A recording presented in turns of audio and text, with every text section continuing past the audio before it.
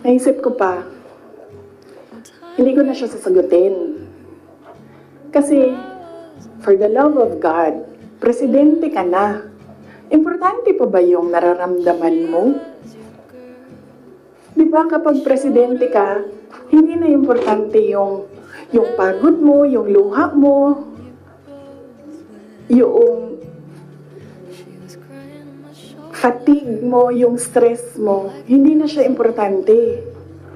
Because when you are president, importante dyan yung nararamdaman ng taong bayan, yung bansa. Yun yung naisip ko when I heard it, na parang talagang may panahon ka mag-isip about deception ng isang babae dyan.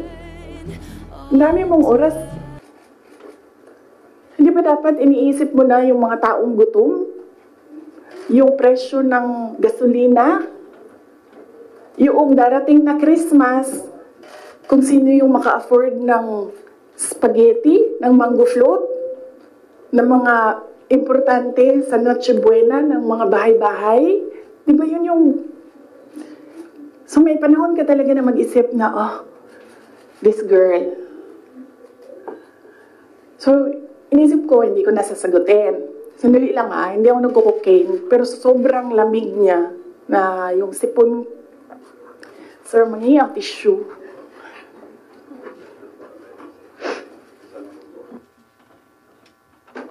Huwag niyo lang hinaan, sir, kasi sa sobrang dami natin. Tissue lang, sir, may panyo ako.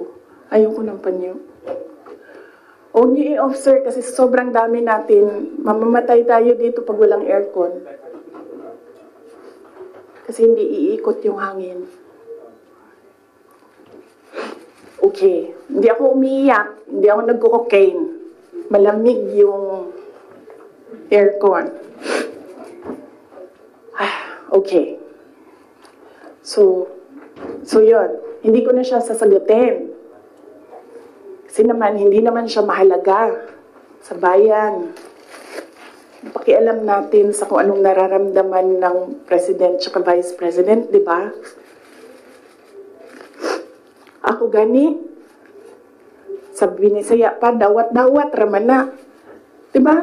Dawat-dawat raman na.